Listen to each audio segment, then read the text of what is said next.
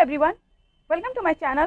आज मैं बात करने वाली हूँ मैप से रिलेटेड कुछ पॉइंट्स के बारे में जिनको जानना बहुत ही ज़रूरी है आपके लिए, ताकि आप मैप में जब इन डायग्राम्स को देखेंगे यानी इन चित्रों को जब देखेंगे तो आपको समझने में ज़्यादा आसानी होगा।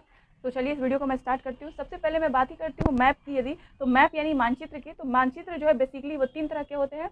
पॉलिटिकल मानचित्र यानी कि पॉलिटिकल मैप, जिसे हम राजनीतिक मानचित्र कहते हैं। इसके अलावा फिजिकल मैप यानी कि हम इसे जो है भौतिक मानचित्र, और तीसरा जो होता है थीमेटिकल यानी कि जो है विषय वस्तुगत संबंधित मानचित्र। तो यदि हम पॉलिटिकल मानचित्र की यदि बात करते हैं, पॉलिटिकल मैप की, राजनीतिक मानचित्र की यदि बात करते हैं, तो वैसा मानचित्र जिसमें हम किसी भी देश के उसके एरिया को दर्शाते हैं, उसके छोटे से एरिया कस्बा से लेकर के उसके बड़े शहर, उसके छोटे शहर, इसके अलावा उसके जो स्टेट है, उसके राज्य जो है, उसके अलावा उसके जो यूटी होती हैं, उनको जब हम दर्शाते हैं जिस मैप में, उसे हम राजनीतिक मानचित्र कहते हैं। यानी देश और कंट्री, उसके राज्य और उसके शहरों से संबंधित बना हुआ मानचित्र क्या कहलाता है? पॉलिटिकल मैप यानी कि राजनीतिक मानचित्र कहलाता है। भारत की यदि एग्जाम्पल में देखिए बात करें तो भारत का 28 राज्य है। तो ये जितने भी 28 राज्य है, साथ ही जो यूटी है 8, तो इनको जब हम मैप में देखते हैं तो ये कैसा मानचित्र है? जब हम राज्यों को दर्शाते हैं और उसके केंद्र शासित प्रदेशों को दर्शाते हैं तो वो मानचित्र राजनीतिक मानचित्र कहलाता है, पॉलिटिकल मैप कहलाता है। यदि हम फिजिकल मैप की बात करें तो फिजिकल का संबंध जो है यहाँ प्रकृति से है। यानी कि प्रकृति में जितनी भी आप नेचर की जितनी भी चीज़ों को देखते हैं, चाहे वो नदियाँ हो, चाहे वो पर्वत हो, पठार हो, यानी माउंटेन का रेंज जो आप देखते हैं, इसके अलावा प्लेट्यूज जो देखते हैं, ठीक है, इसके अलावा प्रायद्वीप का हिस्सा यदि देखते हैं, नदियों का जो जाल पूरा देखते हैं, तो इन सबको जब हम मानचित्र में दर्शाते हैं, इस मानचित्र को, द्वीपों को, तो इन सबको जब हम दर्शाते हैं तो ऐसे मानचित्रों को हम कहते हैं, चित्र को हम भौतिक मानचित्र कहते हैं। यदि हम थीमेटिकल मानचित्र की बात करें, विषय वस्तुगत संबंधी मानचित्र की यदि बात करते हैं, तो वैसा मानचित्र जिसमें हम किसी खास एक टॉपिक जो रिलेटेड होता है उसी पे होता है। उसके अलावा उसमें किसी राज्य या देश की चर्चा नहीं होती है उसमें, बल्कि उस मैप में जो है ना, सीधे सीधे अगर मान लीजिए किसी देश का रेलवे लाइन का मानचित्र है तो उसमें सिर्फ रेलवे लाइन को दर्शाया जाएगा। ठीक है, रेलवे के जितने भी रोड मैप उसके होंगे, रेलवे लाइन के मैप। इसके अलावा यदि किसी देश के रोड मैप है तो इस तरीके से जो ऐसे मानचित्र जो आपको दिखते हैं, ऐसे मानचित्र को हम थीमेटिकल मानचित्र यानी विषय वस्तुगत से संबंधित मानचित्र। यदि वर्षा जोन का एरिया को दिखाना है तो उसमें सिर्फ वर्षा जोन के एरिया को ही हम दिखाएंगे। तो ऐसे मानचित्र को हम किस में रखते हैं? तो विषय वस्तुगत संबंधित मानचित्र में रखते हैं। तो कोई भी किसी एक टॉपिक से जुड़ा हुआ मानचित्र है वो थीमेटिकल मानचित्र ही कहलाएगा। तो आप होप आप तीनों मानचित्र को समझ पाए होंगे। यदि हम बात करते हैं इसके अलावा, तो हम कॉन्टिनेंट की बात करते हैं, महाद्वीप, ठीक है, और आइलैंड की बात करते हैं यानी द्वीप, और उप महाद्वीप, सब द्वीप जो है, सब कॉन्टिनेंट। इसकी चर्चा यदि हम करते हैं तो सबसे पहले द्वीप आप देख रहे हैं तो सबसे छोटा द्वीप है ना, तो द्वीप का मतलब यहाँ वैसे लिखा भी है और साथ में जो है आपको लगना भी चाहिए। द्वीप यदि है तो इसका मतलब आइलैंड जो है, तो ये किसी छोटे शब्द से डिकोड हो रहा। यदि हम महाद्वीप की बात करें, महा का मतलब ये वर्ड तभी जुड़ेगा ना जब किसी खास बड़े एरिया या फिर बड़े व्यक्ति के लिए महावर्ड यूज होता है। तो यही कारण है कि द्वीप की अगर बात करें तो भूमि का वह छोटा हिस्सा, भूमि मान लीजिए ये लैंड का हिस्सा, ये लैंड है जो चारों तरफ से पानी से घिरा है, चारों तरफ से पानी से, वाटर से घिरा हुआ है, इसे हम कहेंगे आइलैंड। ठीक है, लेकिन ठीक जब बड़ा सा भूमि का एरिया, बड़ा सा लैंड का हिस्सा यदि चारों तरफ पानी से घिरा हुआ है, चारों तरफ पानी से घिरा हुआ है, तो ऐसे एरिया को हम महाद्वीप कहेंगे यानी कॉन्टिनेंट कहेंगे।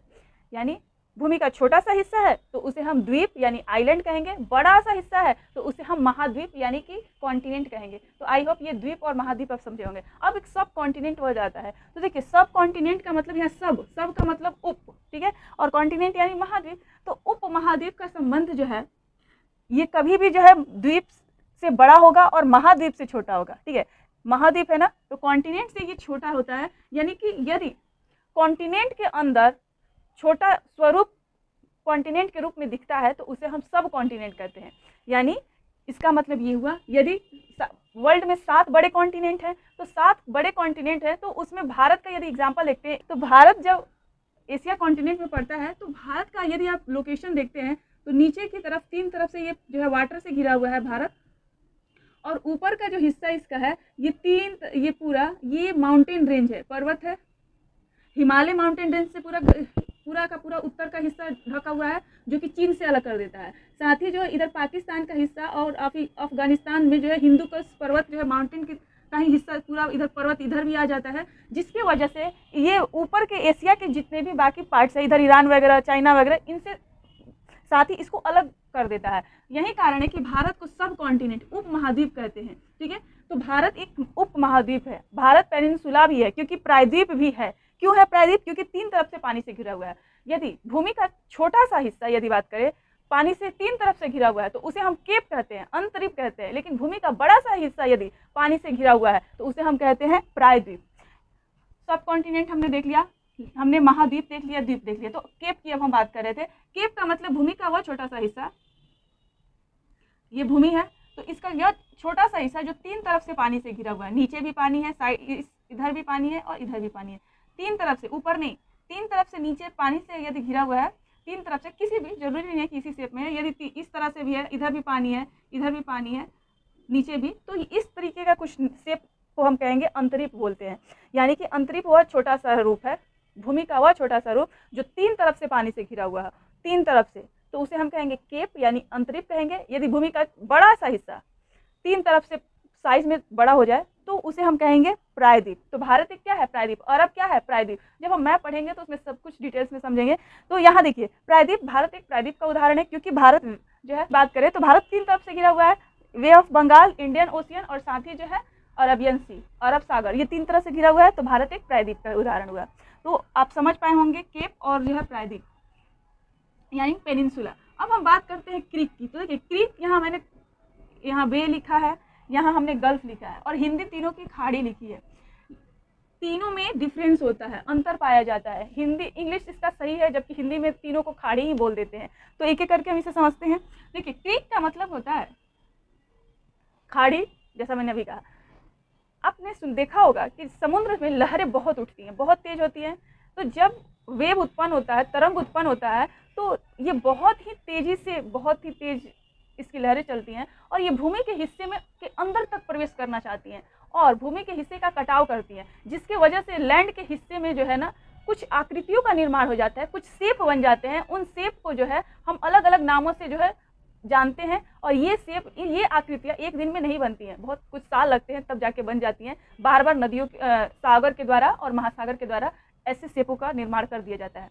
तो इन शेपों में यदि हम क्रीक की बात करते हैं, तो खाड़ी की यदि बात करते हैं, तो ऐसा हिस्सा, भूमि का ऐसा हिस्सा, छोटा सा हिस्सा, बड़ा नहीं, भूमि का छोटा सा हिस्सा यदि है जिसके अंदर पानी प्रवेश कर जाए,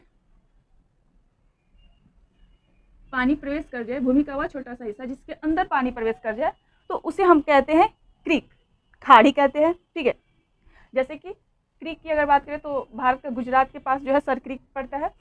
तो इसे हम देखेंगे मैप जब बनाएंगे उसमें। तो आप इतना बस याद रखेंगे कि भूमि का वह छोटा सा स्वरूप जिसके अंदर पानी अंदर चला जाए तो इसे हम क्रीक कहेंगे। जब यह स्वरूप और थोड़ा बड़ा रूप ले लेता है तो इसे हम गल्फ कह देते हैं, खाड़ी कह देते हैं।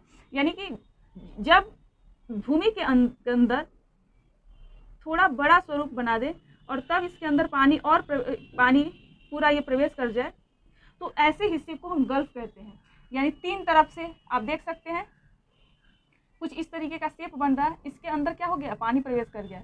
यदि क्रीक का मतलब भूमि का वह स्वरूप, छोटा सा स्वरूप जिसके अंदर पानी प्रवेश कर जाता है, उसे हम क्रीक कहेंगे। थोड़ा सा बड़ा जब रूप ले लेता है तब हम इसे कह देते हैं गल्फ, और भी थोड़ा बड़ा हो जाता है तो हम उसे कहते हैं बे यानी कि खाड़ी।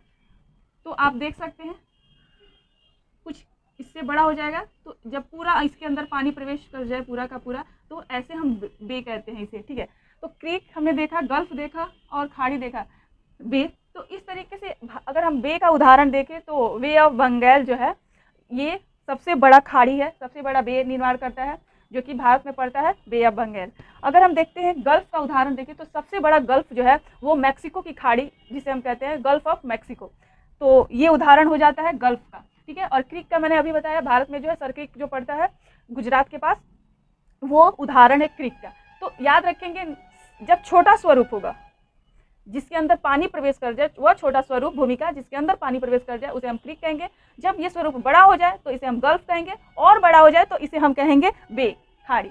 एग्जाम्पल में वे ऑफ बंगाल, ठीक है, और मैक्सिको की गल्फ की खाड़ी हमने एग्जाम्पल दे ही दिया। अब देखिए ये स्वरूप, आप जाहिर सी बात है समुद्र की लहरें और कटाव करेंगी, तो जब ये बे के रूप में बनती हैं तो और कटाव करती हैं, तो और साइड साइड में पूरा कटाव होगा भूमि का। तो जब साइड साइड में कटाव होता है तो कुछ चंद्राकार रूप का धारण कर लेती हैं। ठीक है। तो भूमि का जो शेप है कुछ इस तरीके से हो जाता है और इसके अंदर पूरा का पूरा पानी भर जाता है, तो इसे हम कहते हैं बाइट। जब भूमि का स्वरूप चंद्राकार रूप धारण कर ले तब इस स्वरूप को हम, इस आकृति को हम क्या नाम दे देते हैं, इसके अंदर जब पानी प्रवेश कर जाए तो इसे हम कह देते हैं बाइट। बाइट आपने सुना होगा, अफ्रीका में बाइट का जो है, बेनिन बाइट जो है, ये बाइट का उदाहरण है, कुछ चंद्राकार शेप का उदाहरण है। इसके अलावा बनी हुई बाइट है, तो ये पड़ता है अफ्रीका में, इसको भी हम देखेंगे डिटेल्स में। तो बस इतना ध्यान में रखा है, जब लैंड का स्वरूप चंद्राकार हो जाए, भूमि का स्वरूप, और उसके अंदर पानी भर जाए, तो ऐसे आकृति को, ऐसे शेप को हम बाइट कहते हैं, ठीक है। और उदाहरण में अभी बताया मैंने बेनिन बाइट, इसके अलावा बन्नी बाइट जो है अफ्रीका में पड़ता है। इसके अलावा अगर हम बीच की बात करें, बीच आपने सुना भी होगा, गोवा वाला बीच फेमस, गोवा में बहुत सारे बीच है, इसके अलावा जो है चेन्नई में भी है, मुंबई में भी है, तो ये सब बीच के उदाहरण है। तो बीच यानी ऐसा स्वरूप, जब आप देख सकते हैं चंद्राकार स्वरूप लेगा तो और भी ज़्यादा इसका कटाव करेंगे समुद्र की लहरें, तो काटते काटते भूमि के हिस्से को और काट देती हैं, जिसके वजह से जो ना ये हिस्सा कट के समतल हो जाता है, यानी कुछ इस तरीके का शेप का निर्माण हो जाता है, तो इसे हम कहते हैं तट या बीच, ठीक है। जब इस तरीके का समतल रूप धारण कर लेता है किनारा भूमि का, जो समुद्र का किनारा के पास, देखिए अगर बाइट्स के बाद कैसा निर्माण हो जाता है, बाइट से जब और ज़्यादा समुद्र की लहरें कटाव करती हैं भूमि का, तो ये आकृति तट के रूप में बदल जाती है, सीधी आकृति हो जाती है। इधर से भी कटाव करेंगी और भी ज़्यादा लहरें देंगी, इधर से भी कट जाएगा, तो कुछ तट का निर्माण हो जाता है और ये जो है सीधा सीधा समतल के रूप में दिखाई देता है, और इसे हम बीच कहते हैं, इसे हम तट कह देते हैं। तो आपने सुना भी होगा, गोवा में बहुत सारे बीच हैं, तो इस आपने समझ सकते हैं। अभी मैं बीच को आगे हम देखेंगे। बैंक की अगर बात करते हैं तो बैंक का मतलब किनारा होता है, यानी नदियों का तट जो होता है वो बैंक यानी घाट जिसे हम कहते हैं, या फिर किनारा। तो इसको भी हमने देखा, ये नदियों के लिए खास करके है, जो किनारा का हिस्सा बैंक कहलाता है। तो आई होप आपको ये समझ में आया होगा। अगर आपके कोई क्वेश्चन है, कोई डाउट है, तो आप कमेंट सेक्शन में दे सकते हैं। इसके अलावा अगर आपको मेरे वीडियोस हेल्पफुल लगे तो प्लीज़ सपोर्ट मी। आपका इतना प्यार देने के लिए थैंक यू सो मच। मिलेंगे हम नेक्स्ट वीडियो में। Thank you so much.